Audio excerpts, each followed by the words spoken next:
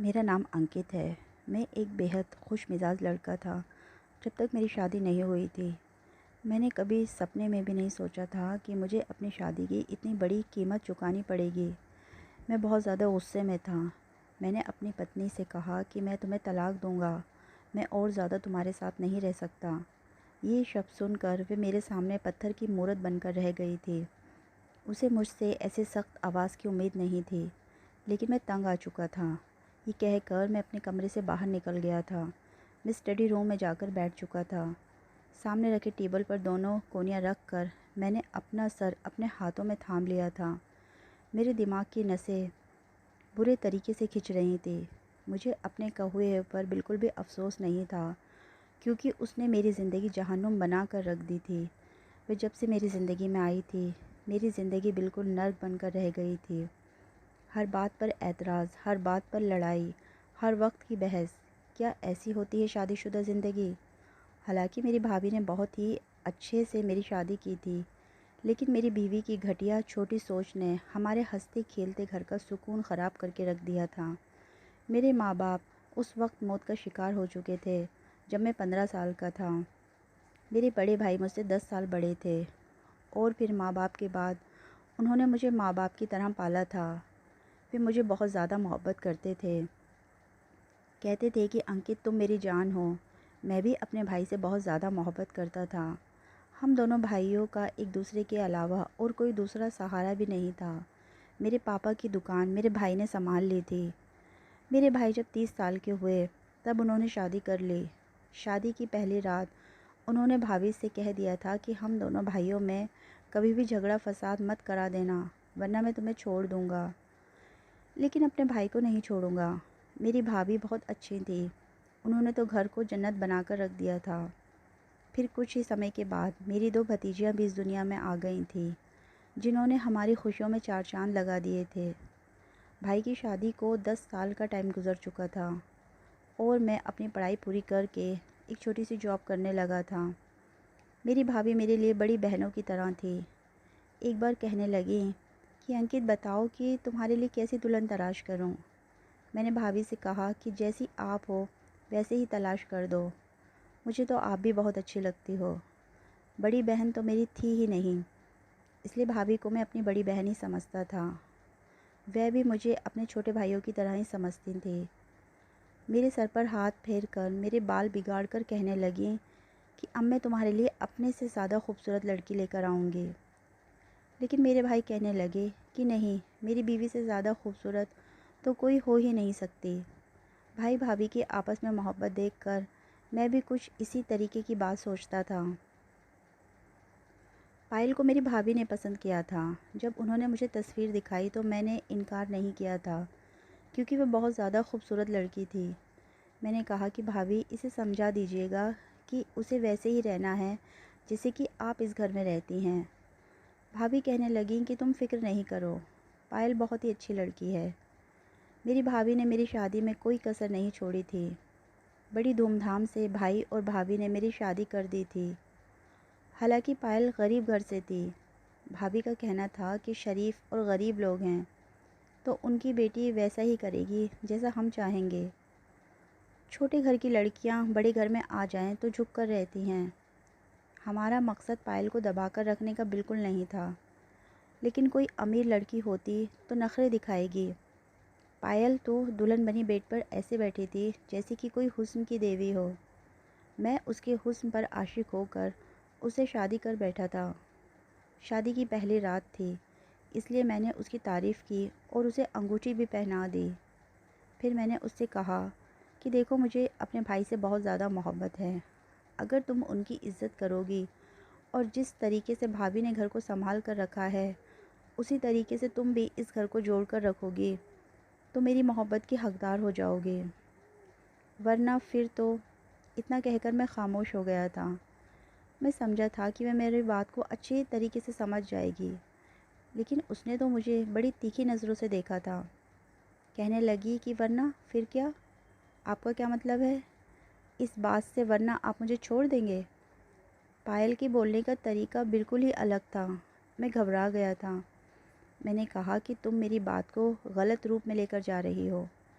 मैं सिर्फ़ तुम्हें यही समझाना चाहता हूँ कि तुम्हें मेरे भाई, भाभी और बच्चों के साथ अच्छे से रहना है। वे कहने लगी कि आप तो मुझे सीधे-सीधे धमकी दे रहे हैं।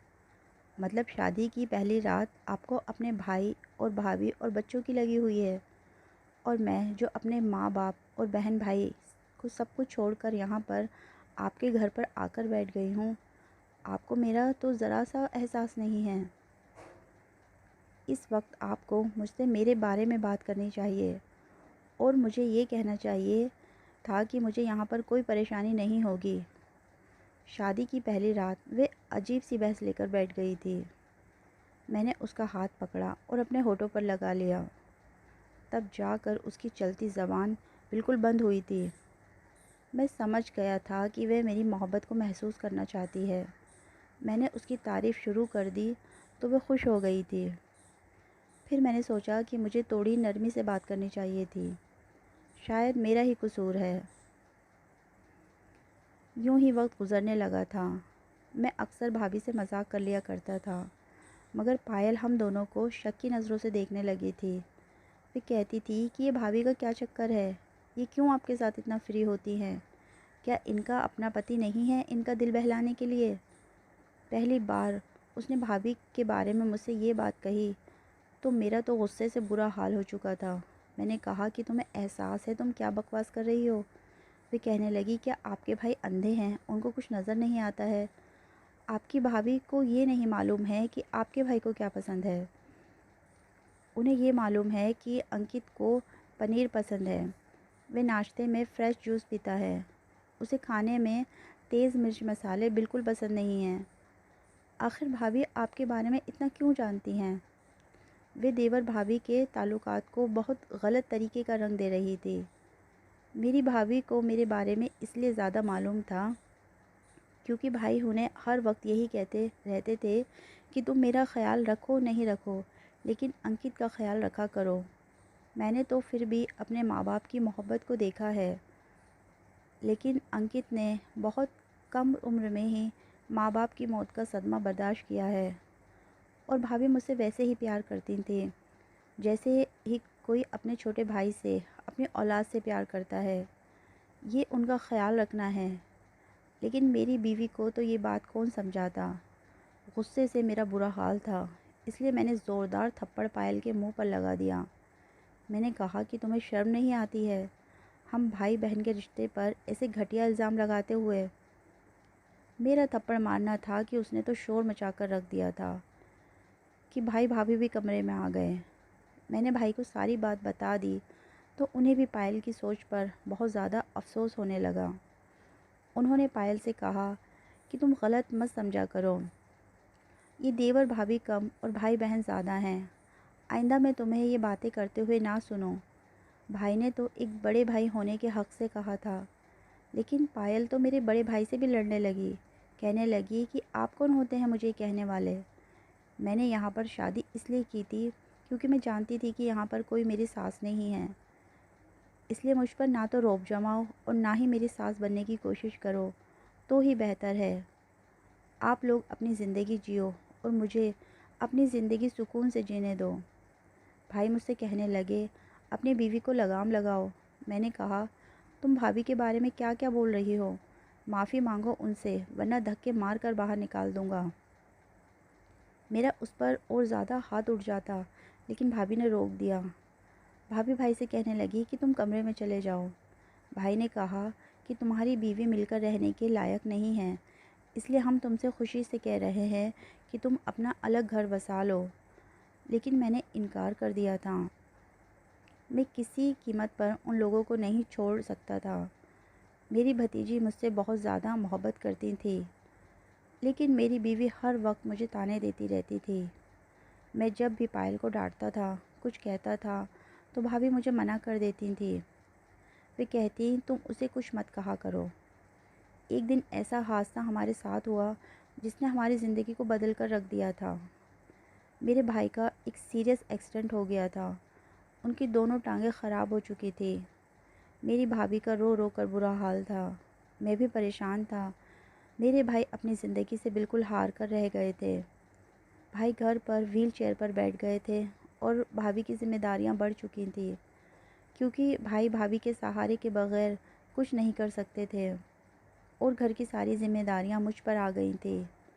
जब भी मैं भाभी को घर का खर्चा देता तो पायल मुझसे लड़ने लगती थी। इसलिए भाभी कहने लगी कि तुम पायल को ही खर्चा दे दिया करो, एक ही बात है। एक बार मैं पानी पीने के लिए कमरे से बाहर आया तो लॉन्च में भाभी बैठी रो रही थी। ये देखकर मैं भाभी के पास बैठ गया। मैंने कहा कि भाभी क्या हो गया आपको? तो वो कहने लगी कि तुम्हारे भाई बिल्कुल मायूस होते जा रहे हैं। मुझसे कहते हैं कि मैंने तुम्हारी ज़िंदगी बर्बाद कर दी है।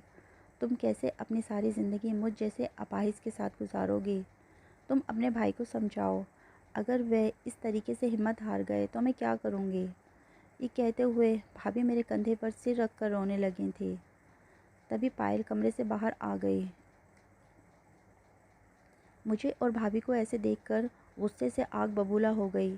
उसने तो तमाशा ही खड़ा कर दिया था।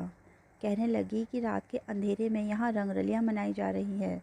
सबके सामने तो बहन भाई बने फिरते हो और तन्हाई में हीर रांझा बन जाते हो। वे भाभी से कहने लगी कि तुम्हारा पति अब तुम्हारे काबिल नहीं रहा तो तुम मेरे पति पर कब्ज़ा करने का सोच रही हो। पायल की घटिया सोच और घटिया ज़ुबान पर मुझे बहुत ही गुस्सा आ रहा था। मैंने कहा अपनी ज़ुबान बंद रखो।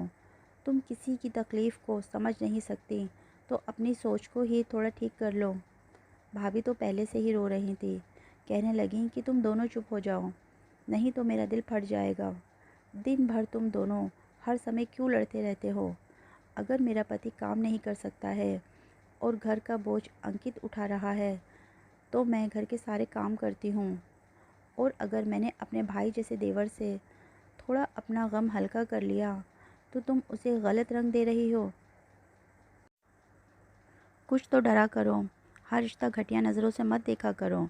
मुझे ये सुनकर भी अफसोस हुआ था कि पायल दिन भर भाभी को ताने देती रहती है।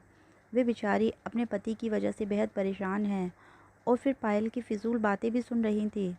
उसके बाद पायल तो मुझ पर यूँ हक जमाने लगी थी, मुझे अपने पास से भी नहीं जाने देती थी। इसी तरीके से वह उम्मीद से हो गई थी। लेडी डॉक्टर ने पायल को बेड रेस्ट का कह दिया था। फिर भाभी मुझसे कहने लगी कि तुम पायल का ज़्यादा ख्याल रखा करो। अगर वह कुछ कह भी दे तो तुम उससे कुछ ऐसी बात ना करना कि उसकी तबीयत ख़राब हो जाए। इस वक्त उसे खुश रहने की ज़रूरत है।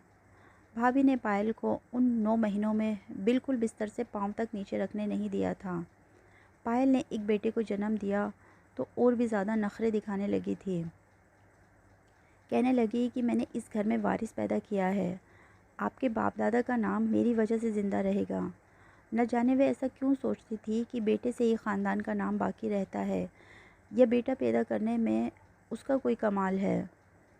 वारिस पैदा कर दिया है और मेरी दोनों भतीजियाँ मेरे बेटे पर जान छिड़कती थी, लेकिन पायल उनको मेरे बेटे के पास आने नहीं देती थी। एक बार मेरी भतीजी से उसकी परफ्यूम की बोतल टूट गई तो उसने एक खींच कर थप्पड़ उसे मारा और इतनी ज़ोर से मारा था कि मेरी भतीजी के गाल से खून निकलने लगा था। वे बिलबिला उठी थी। मैं उस वक्त अपने भाई के साथ लॉन्च में बैठा टीवी देख रहा था। उसके रोने की आवाज़ सुनी तो फ़ौरन से खड़ा हो गया था। इतनी देर में वे रोते हुए कमरे से बाहर निकल गई थी।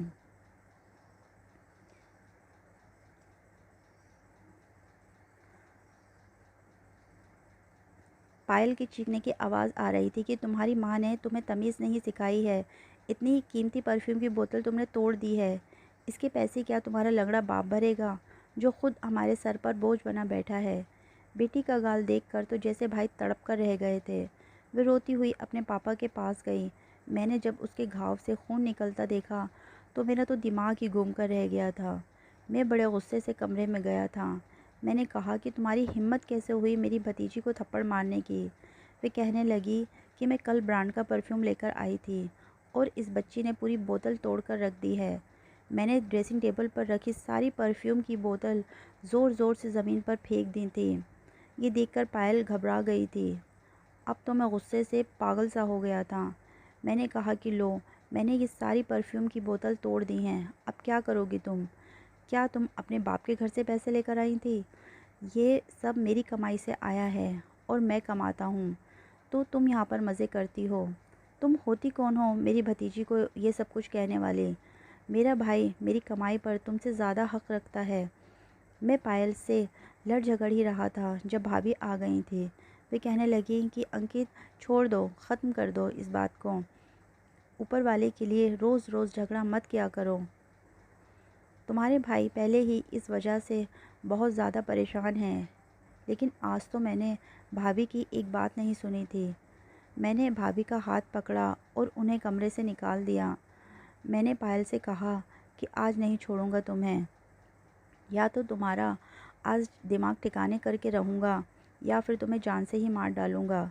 तुमने हाथ कैसे उठाया मेरी भतीजी पर? मैंने भाभी को कमरे से बाहर निकाला और कमरे का दरवाज़ा अंदर से लॉक कर दिया था।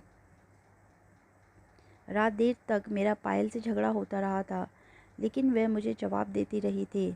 मैंने उससे कहा कि अगर तुम चुप नहीं हुई तो मैं तुम्हें तलाक दे दूँगा। लेकिन वह कहने लगी कि मैं जानती हूँ तुम मुझे तलाक कभी नहीं दोगे, क्योंकि मैंने तुम्हें वारिस पैदा करके दिया है, मैंने बेटा पैदा करके दिया है, इसलिए सवाल ही नहीं पैदा होता कि तुम मुझे छोड़ दो। मुझे कुछ समझ में नहीं आ रहा था कि उसमें घमंड किस बात का है। मैं तंग आ चुका था इस ज़िंदगी से। मैं नहीं जानता था कि जो कुछ उसके बाद मेरे साथ होने वाला था।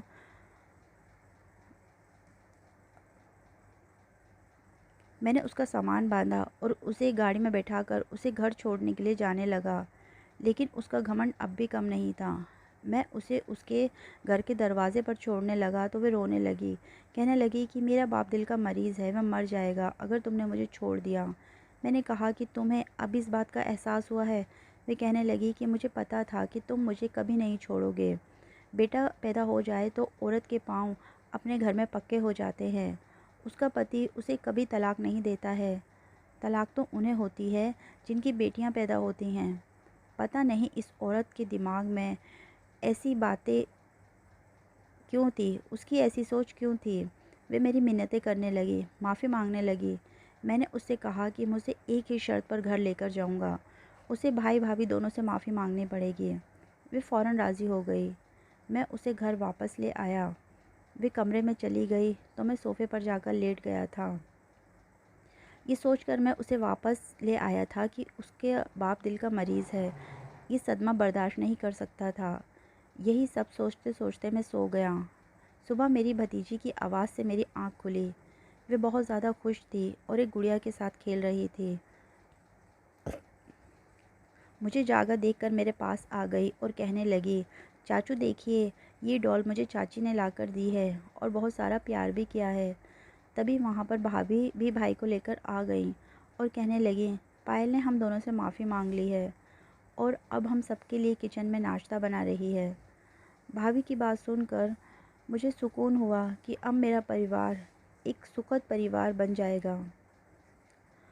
तो दोस्तों, ये थी हमारी आज की कहानी। ये कहानी आपको पसंद आई हो तो इसे लाइक करना और कमेंट सेक्शन में अपनी राय दीजिएगा।